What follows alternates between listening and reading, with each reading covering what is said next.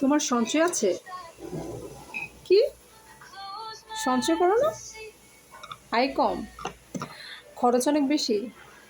ওকে, পরিবারের এত খরচ, দেশের এত খরচ, তো আমি কীভাবে সঞ্চয় করব?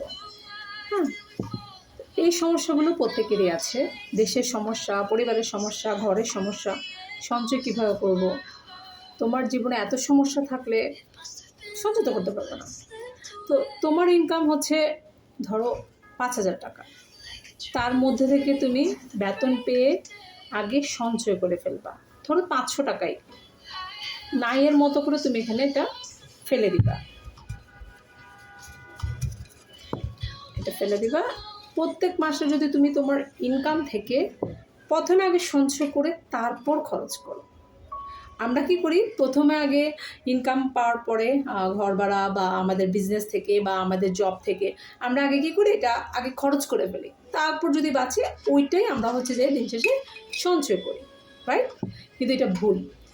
কিন্তু আমাদের ইনকাম থেকে যদি আমরা কিছু কিছু জমিয়ে ফেলি, দেখা যাবে আমরা যদি উদ্যোগ নিই, এক ঈদ থেকে আরেক ঈদ পর্যন্ত আমাদের একটা সঞ্চয় জমে যাবে। তুমি ইনকামের পথ এভাবে বাড়াতে পারো। উদ্দেশ্য যদি থাকে সফল, তুমি নিজেকে খুব দ্রুত উন্নতি করতে পারো, চেষ্টারত থাকতে হবে, এবং তখন দেখবা অটোমেটিকই আস্তে আস্তে আস্তে সঞ্চয়ের প্রতি আগ্রহটা তোমার বেড়ে যাচ্ছে। অনেকে বলে আমি সঞ্চয় করতে পারি না, আমার হয়ে ওঠে না, আমার অনেক খরচ। হ্যাঁ, তুমি যদি তোমার কোয়ালিটি আর একটু বাড়িয়ে দাও, আমি অপচয় করবো না, আমি সারাক্ষণ রিলস, টিকটক, ফেসবুক না দেখে আমি কিছুটা সময় আমার ইনকাম কীভাবে বাড়ানো যায়, কীভাবে করতে পারে, তুমি যদি অযথা খরচগুলো একটু একটু করে কমিয়ে আনো যে এ মাসে আমি এক্সট্রা খরচ কী কমাতে পারি, আচ্ছা অনেক সময় আমরা কিছু এক্সট্রা খরচ করে ফেলি, তাহলে দেখবা তোমার ওই এক্সট্রা খরচগুলো একটা খাতায় যখন তুমি লিখে রাখবা, এই মাসে আমি এক্সট্রা খরচগুলো করবো না, তাহলে কী করবো, তোমার কিছুটা সঞ্চয় হচ্ছে, ওটা তুমি আগেই কিছুটা রেখে দিলা। এই বিষয়গুলো যদি একটু শিখো, নিজেই নিজের দায়িত্ব কিন্তু নিতে শিখতে হবে।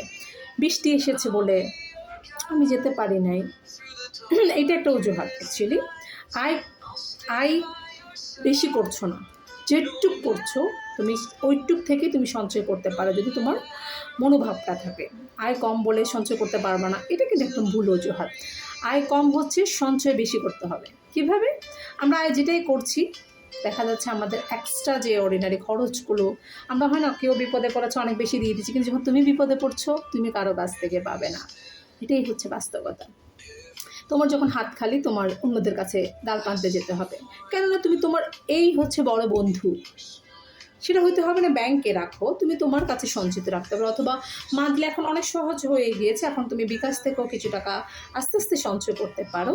তো জীবনের ফুল রেমিডেন্সটাই যদি তুমি আস্তে আস্তে করে জমাতে থাকো, একসময় গিয়ে তুমি অবসরে চলে যাবে, অথবা হচ্ছে তোমার কাজ করতে ভালো লাগছে না, তখন তোমার শরীর পড়ে যাচ্ছে বা ভালো লাগছে না, তোমার স্যালারি আসছে না, সব বন্ধ হয়ে গেছে, তখন এই সঞ্চয়টা তোমাকে কাজে দিবে। তো জীবনের মূল রেমিডেন্স থেকে যদি তুমি কিছু কিছু করে জমাতে পারো, এক পাশে চারিদিকে যখন তোমার জন্য পারিপার্শ্বিকতা, লোকজন, আত্মীয় স্বজন থেকে তুমি কী পাবা? এদেরকে দায়িত্ব আশা করছো, ওদের থেকে কিছুই পাবে না, তারা কিছুই তোমাকে হেল্প করবে না, যতক্ষণ তুমি তোমাকে হেল্প করছো ততক্ষণ তোমার আয়ও বাড়ছে, আস্তে আস্তে তুমি সঞ্চয় করছো, তোমার আয়ও বাড়ছে, দেখাবে একসময় take the full control yourself, দেখবে যে তুমি পরিবর্তন হয়ে গেছো, চেষ্টা করছো, একসময় সঞ্চয় করাটাই তোমার ভালো লাগছে।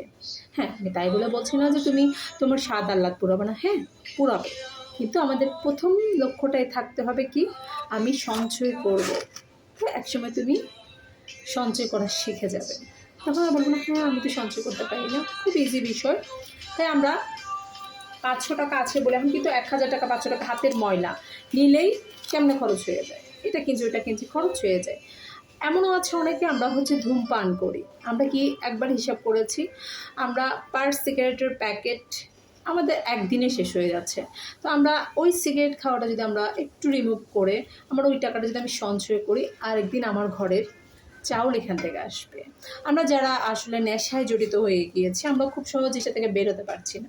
হ্যাঁ, আপনি যদি একটু মনস্থির করেন যে আমাকে সিগারেট খাওয়া আমার জরুরি না আমার ভাত খাওয়াটা জরুরি, আমার ফ্যামিলির জন্য আমার আর্ন করতে হবে। হ্যাঁ, তুমি যদি অযথা খরচ করতে থাকো, তুমি ইনকাম করছো, তো খরচ তো হয়ে যাবে, তাহলে তুমি খরচের ওয়েটা কমিয়ে আনতে হবে। অযথা খরচ আমরা বাড়িয়ে লাভ নেই। কীভাবে খরচটা কমিয়ে, তুমি কীভাবে বিষয়গুলো আগে দেখো, কোন কোন বিষয়গুলোতে তোমার খরচ বেশি হয়ে যাচ্ছে, তুমি আস্তে আস্তে করে এটা কমিয়ে আনো এবং ধৈর্য ধরে একটু একটু একটু করে প্রতিদিন দেখা যাচ্ছে কি একটু একটু করে করে করে তুমি আজকে 50, কালকে 30, পরের দিন যেটাই হাতে আছে খুচরা, বাজার থেকে আসছো বা বাইরে থেকে আসছো, অথবা হয়তো তুমি স্মোক বন্ধ করে দিয়ে ওই টাকাটা তুমি সঞ্চয় করতে পারো। আবার এমনও হতে পারে তুমি আছে না, আমরা এক্সট্রা অনেকগুলো খরচ বাইরে বের হলে করে ফেলি, আমরা এগুলো জমে আমি এই মাসের এই যে এক্সট্রা টাকাটা দিয়ে আমি দেখা যাবে মন স্থির যদি করি আমি এই বছর এই ব্যাংকটা নিলাম, আমার নেক্সট ইয়ারে আমি এটা দিয়েই আমি কোরবানি করব এবং ইনশাল্লাহ আল্লাহ রাব্বুল আলামিন তোমার আশা পূরণ করবে। তাহলে তুমি চিন্তা করে দেখো, এমনও হয়েছে আমি একবার এভাবে ব্যাংকে টাকা জমিয়ে আমি আমার কোরবানিটা করেছি। তাহলে বুঝতে পারো এটা হচ্ছে আমার দৃঢ়প্রত্যয়, আমি অপচয় খরচগুলো কমিয়ে এনে আমার নিজের জন্য কিছু করব এবং আমার ভবিষ্যতে আমি একটা জিনিস জোগাড় করব। এভাবে হচ্ছে সঞ্চয়টা বেড়েছে। অনেকে বলে আপনি কীভাবে টাকাটা জমাতে পারেন, আমি তো পারি না, আমার তো খরচ অনেক বেশি হয়ে যায়, কীভাবে করবো বলেন না। এই যে একটা ওয়ে দেখিয়ে দিলাম। আমরা অনেক সময় 5 টাকা পয়সা 5-10 টাকা খুব গণ্য করি না, বাট ক্ষুদ্র ক্ষুদ্র বালুকণা থেকে একদিন বিশাল সিন্ধু জড়িতে হবে। এই আপনার 5 টাকাটা জমতে জমতেও বা 5 টাকা 10 টাকা 50 টাকা এইভাবে যদি আপনার সঞ্চয়ের অভ্যাসটা হয়ে যায়, দেখান একসময় এটাই আপনার মূলধন। আপনার বিপদে আত্মীয় স্বজন বন্ধুবান্ধব কেউ আপনাকে কাজে দিবে না। আমার ভিডিওটা যদি আপনাদের ভালো লেগে থাকে আপনি শেয়ার করতে পারেন, খুব সহজেই সঞ্চয় করাটা শিখে যাবেন। ধন্যবাদ সবাইকে।